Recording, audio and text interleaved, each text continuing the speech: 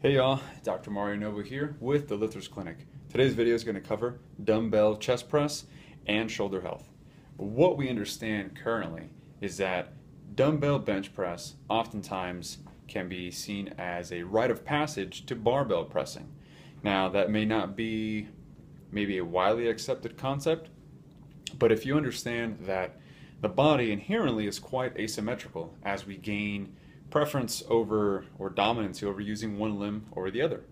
So when it comes to pressing, oftentimes we tend to press asymmetrical, oftentimes not recognizable from our own perception under the bar, but with a good trainer with you, oftentimes they can spot some of these irregularities.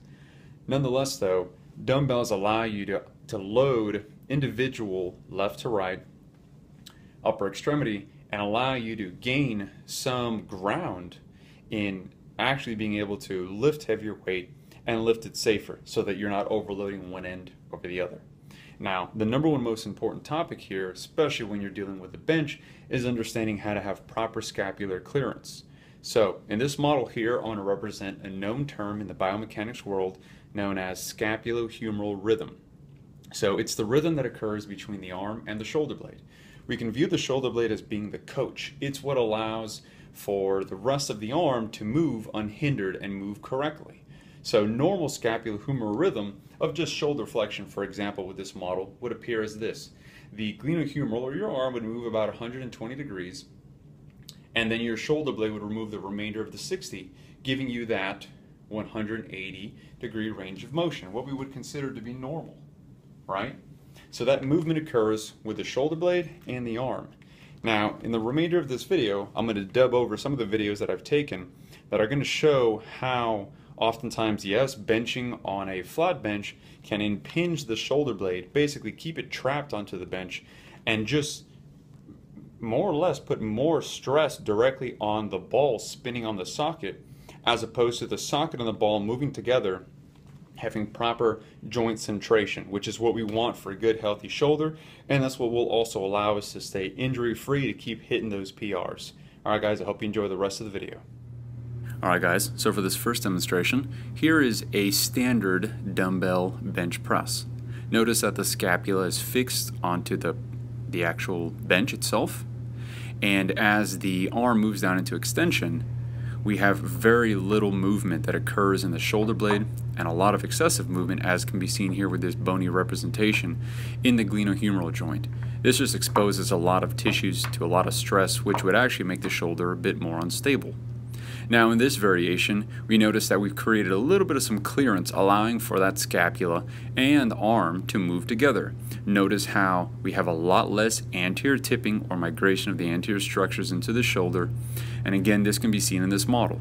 Notice how now the scapula has freedom of movement and the joint itself can stay more centrated, again just allowing for you to optimally load the pec and not load any of the other fibers such as the ligaments and joint capsule, which are structures that oftentimes, if injured, have very poor likelihood of recovery.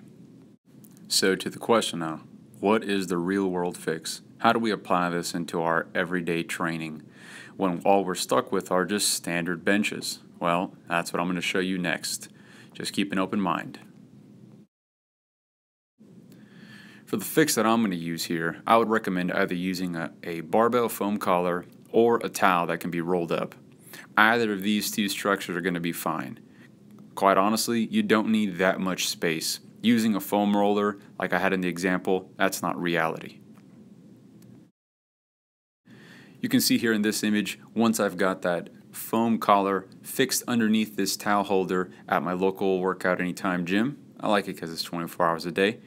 Nonetheless though, this has got me set up right now to optimize that small lift that I require to make sure that that scapula can move freely and allow me to get some proper glenohumeral rhythm and loading. With this optimized position, more load can actually be placed onto the pec fibers themselves. Remember that the pec can't really be isolated upper, mid to lower. It's the all or nothing principle, but definitely changing your body's position can allow you to optimize composition onto the muscle and give it more shape. Again, using this small little freedom of movement fix can allow that scapulohumeral rhythm to be improved, and again save you the dilemma and drama of having some of these structures that would otherwise not be quite recoverable as muscle is from going into a chronic injury state. Equally, the same setup can be used for performing flies and can allow again for just more optimal loading onto the tissue and increased fiber recruitment, as muscle fibers do recruit better before once being placed on a stretch and then activated. Equally, raising the chair of the pec deck machine can allow for some improved scapular protraction and retraction, basically again improving scapulohumeral rhythm, allowing for optimal composition onto the tissue itself and improved rates of muscle hypertrophy and strength building. Here is a single arm variation, again with the same emphasis of allowing for that scapulohumeral rhythm to occur.